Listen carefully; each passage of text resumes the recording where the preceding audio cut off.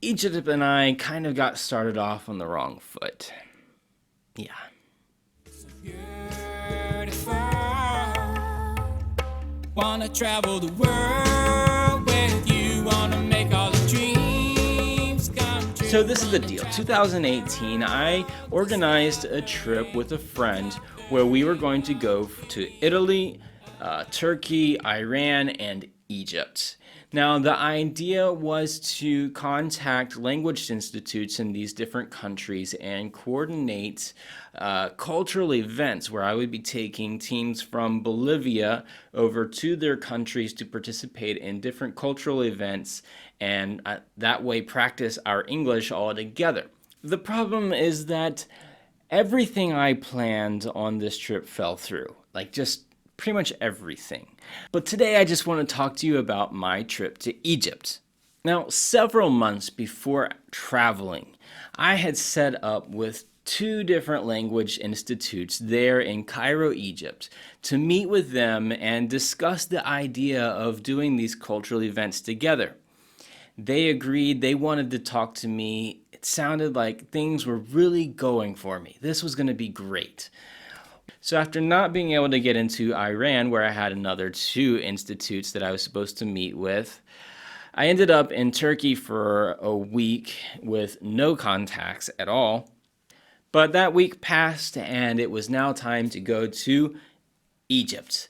Now, in Egypt, I have two contacts, two language institutes that want to meet with me, but I checked my email the day before we travel, and guess what?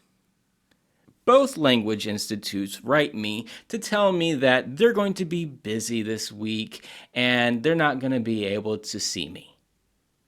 What? I mean, like, we've been planning this trip for months and we had agreed on a time and a date and we were going to meet and they're busy. Like, hello, I have traveled from Bolivia, South America, like way far down. And I'm all the way over here in Turkey in the Middle East, and I'm getting ready to meet you tomorrow. And you cancel on me. Like, what in the world? But what am I going to do? I've already bought my tickets, so I'm going to Egypt. Now, for most countries, to get into Egypt, you do have to buy a tourist visa, but nothing to worry about. It's one of those things that you just go to the bank right there in the airport, pay $25 to get your tourist visa, and you're in. No big deal. Now, for me, I have two passports, an American passport and a Bolivian passport. I had used my Bolivian passport to get into Turkey because for Americans, like they're required to pay like 25 or 30 euros to get a tourist visa to get into Turkey, whereas Bolivians don't need a visa to get into Turkey. So I just show my Bolivian passport and they're like, yeah, welcome to Turkey. And since it was the same, $25 for Americans or $25 for Bolivians in Egypt, I decided, well, I'm going to use my Bolivian passport, thinking, like, hey, I really want to make sure this works because I want to bring teams from Bolivia over to Egypt. So I pay the $25 and I get the tourist visa in my Bolivian passport. From there, I go to immigration. They look at my passport, stamp it, everything's good. Mexican guy that I'm traveling with does the same, gets through, no problem. So from there, we're coming out of immigration and we're going down towards customs, and this guy stops us. Now, this guy looked like a normal guy, just any guy, a random guy, had a plaid shirt on, just dressed normal like anybody else, no credentials, no nothing. And he stops us and he's like, no, no, no, where are you from? And so, like, Mexican guy shows him his passport. Oh, Mexico. I'm like, well, I'm from Bolivia. And I show him my Bolivian passport. Oh, Bolivia. Uh, no, no, no, no. Wait here. So we're like waiting, and he's just kind of like standing there looking at our passports. And then like he asks again, where are you from? Bolivia and Mexico. Um, uh, why you come? Why? We're just tourists, you know. No, wait. What in the world? He made us wait like 15 minutes just standing right there. Just like, what in the world? And then finally he's like, okay, come. So they take us on down to customs and he talks to the guys and shows them our passports.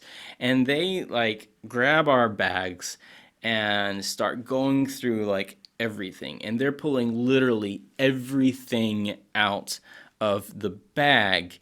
And they're like taking out our dirty clothes, taking out our pants, looking through each and every pocket.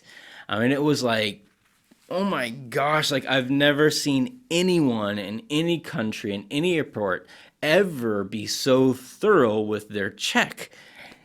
And I was a little annoyed. And then, like, they grabbed this drum, this is called a darbuka here. I had just bought this drum in Turkey. And, you know, to save space, because I only had like a carry on, I had stuffed a bunch of clothes and my audio interface down inside of that. And the guy's like just shaking the thing like this. And like my audio interface like falls out onto the table. And I'm like, dude, like, be careful. And he's like, it's not my fault. You put the stuff in there. I'm like you don't just shake things like that. Ugh. And so finally, like, they get done searching through all their stuff. We start, you know, folding things back up, trying to get it back into our carry-on, because that's all we had. And, okay, finally, it's over. They're letting us into the country, and, you know, we can breathe again, right? Crap! Oh no. Where is it? Where is it? Oh no. Oh no. My laptop. My laptop was not with me. Where is my laptop? I'm trying to think. What I had my laptop. I had it on the plane. Where is it? So I tried to explain to the guys. Now these guys like barely speak any English at all. And I'm like, laptop, you know, like laptop, computer, laptop, and I'm like over there, like I need to go back over there through immigration back to the bank. I think I left it there by the bank. I don't know. They finally kind of understood, I guess, and they're like, okay, come, you know, and they like got me through immigration, and I ran over to the bank area, and it's not there. I'm like, oh crap.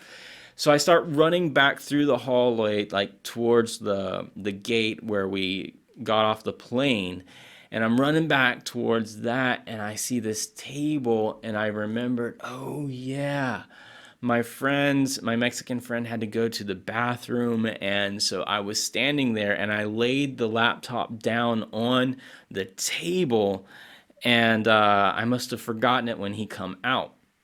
So I see it there. I get there, I pick it up, and I'm just like, oh, thank God I found this.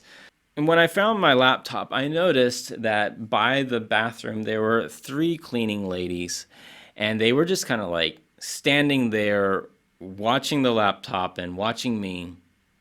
And when I grab my laptop and I start walking back towards immigration, the ladies like run towards me and they like start going off in Arabic. I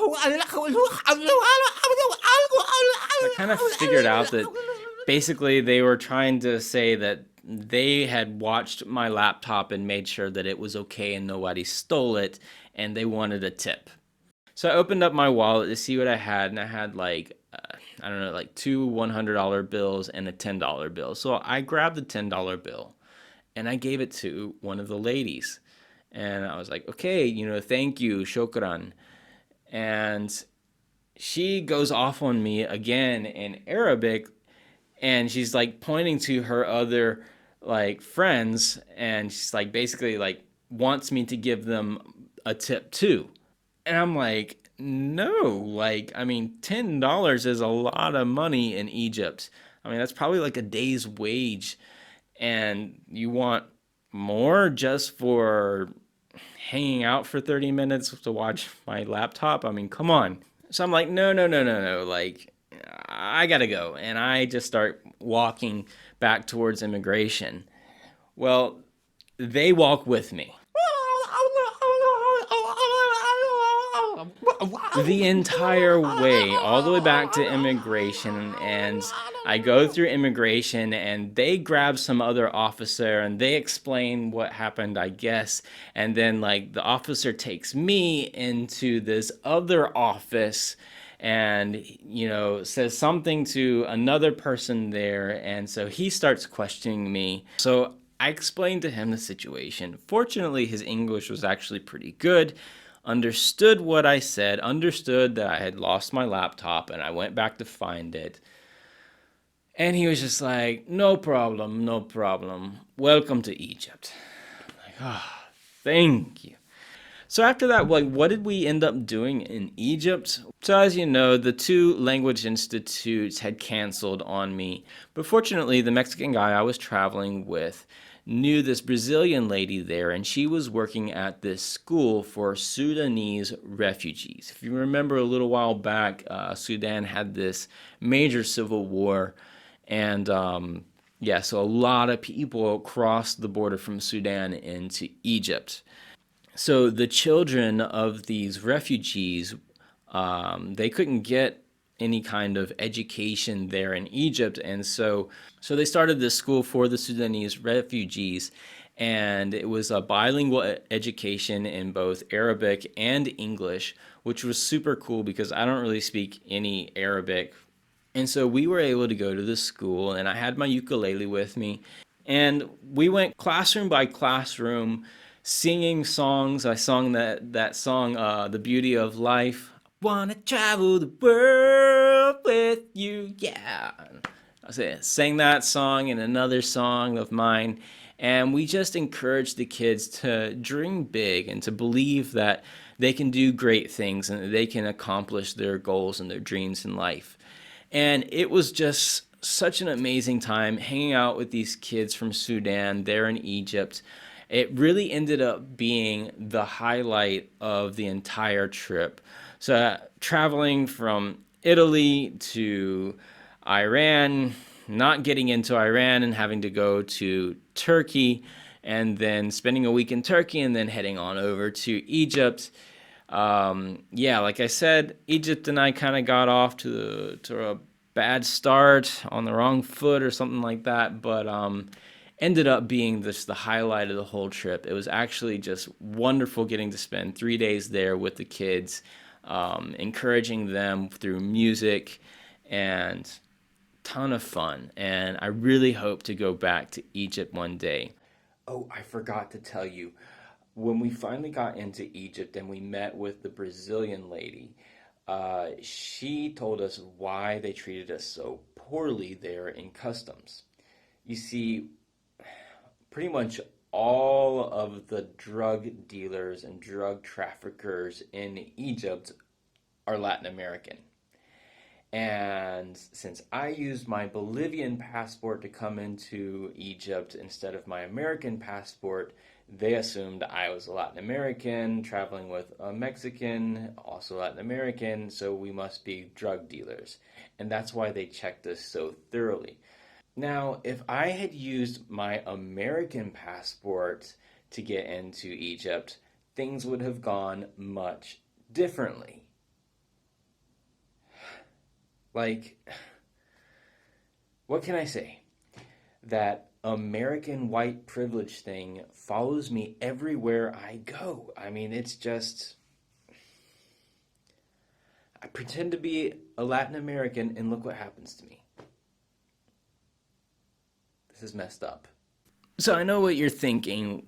What did I think of the pyramids?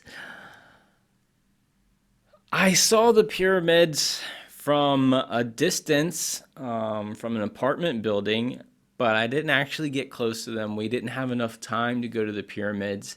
I did cross the Nile River, and that's like huge. Like that's a really big river. It was pretty impressive. Yeah. The people for the most part were like really nice and safe. Like I would ask, like how late is it okay for me to stay out? And people are just like, stay out as long as you want. Stay out all night if you want to. Like nothing's gonna happen to you here in Egypt.